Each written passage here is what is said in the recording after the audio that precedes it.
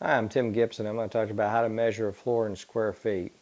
Now, in order to do this, you just want to have a tape measure. And what you want to do is you want to measure the room in length and width.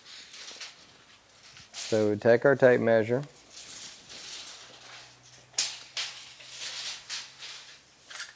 And we would lay it out.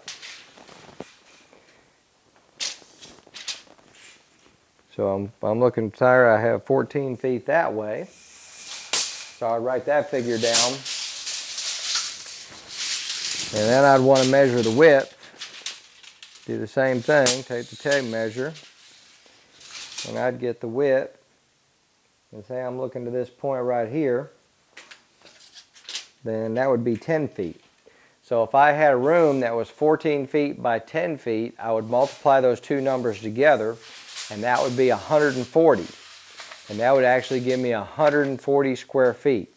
So now if I'm looking to tile or buy carpet or wood flooring, then I would know that I would need 140 square feet. Now keep in mind that when you're buying materials for a new floor, it's usually a good idea to add about 5 to 10% of waste. So in this case, if it was 140 square feet, we'd probably be safe and just add another 10 to 15 square feet on top of our amount that we would be getting. Now keep in mind that also you may have some areas like this that's rectangular, but then you may have an island like this.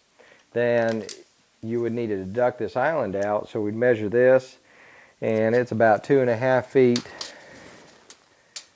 by 3.5 feet. So we could calculate that out, and that's roughly going to be a little less than 8 square feet. So if we had 140 square feet, we'd take that 8 square feet out, and that would net us 132 square feet.